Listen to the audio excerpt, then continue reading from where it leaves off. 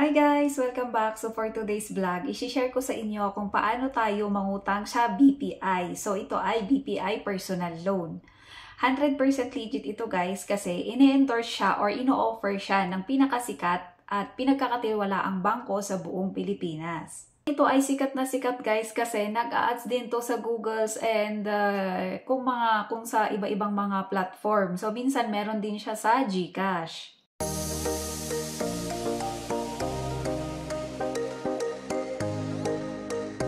Ang gagawin natin guys, punta lang kayo dito sa Chrome nyo, sa Google Chrome, and then isa-search nyo ang bpipersonalloans.com. So pagka-open nyo dito guys, ito na yung lalabas. All it takes is 5 to 10 minutes daw tayo magko-complete ng form, yung i-fill upan nating form.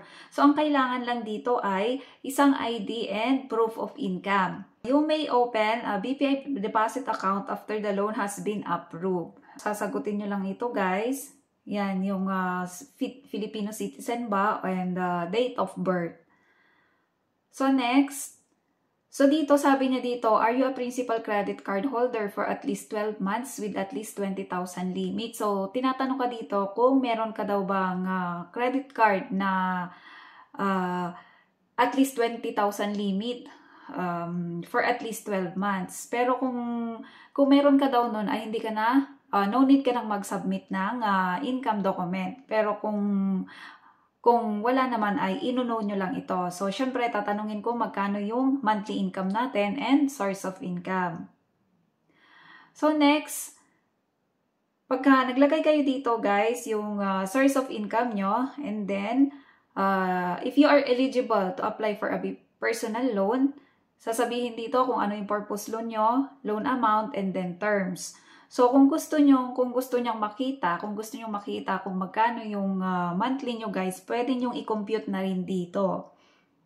So, ayan siya. Kung kunwari sa akin, ayan, 20,000 lang yung limit, yung loan amount. And then, pipili kayo dito kung ilang terms nyo kayang bayaran.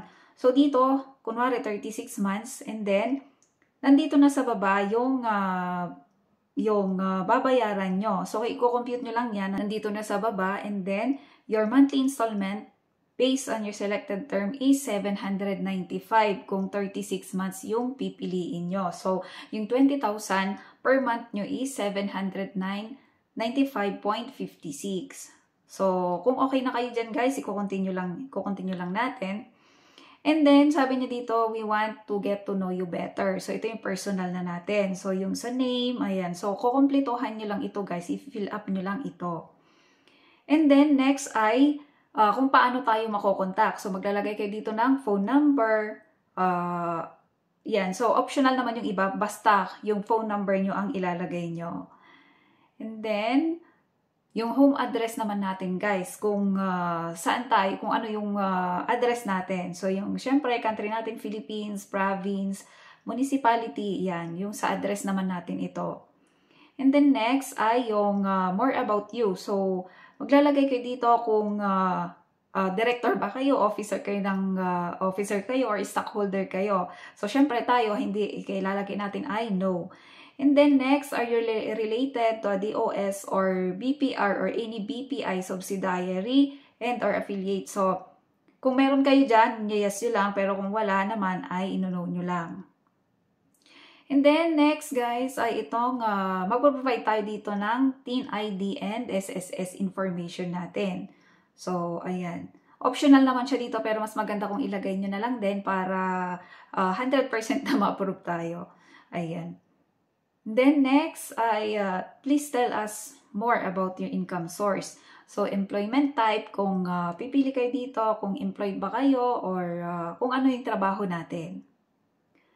So next dito guys ay yung so ayan yung employment type na sinasabi ko guys. And then position nyo, and then employer or business name and industry. So yan. Continue lang. After nyo mag-fill up dito guys, continue lang. And then next, ayan, last few details, sabi niya dito, do you have an existing BPI peso savings or current account where we can deposit your loan proceeds once approved? So dito, kung meron kayong mga BPI ATM na pwede nilang i-deposit yung ilo-loan natin. So, kung meron, maglalagay kayo dito ng yes. Pero kung wala, kasi sabi niya dito, kapag meron daw ay hindi na pag meron daw ay hindi na kayo maglalagay ay hindi na kayo magsasubmit ng ID.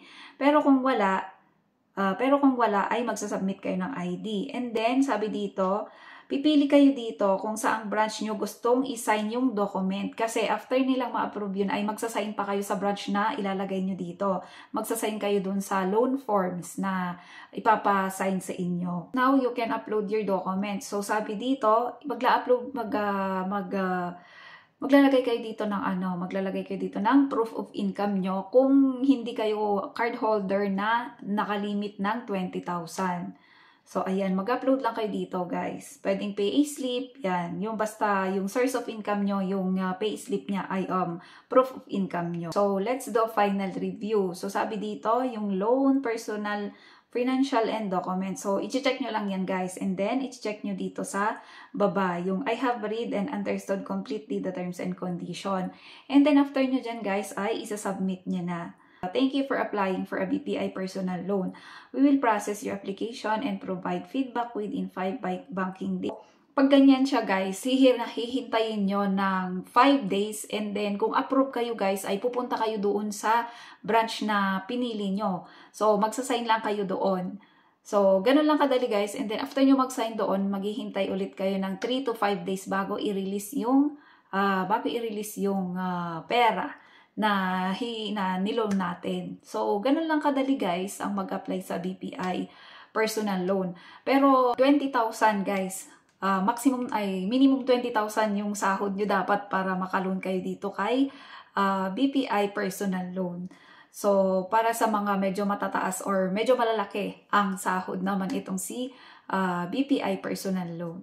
Kung bago ka pa lang sa aking channel, huwag kakalimutang mag-subscribe para ma-update kayo sa mga bago ko pang mga uploads na kagaya nito. Bye!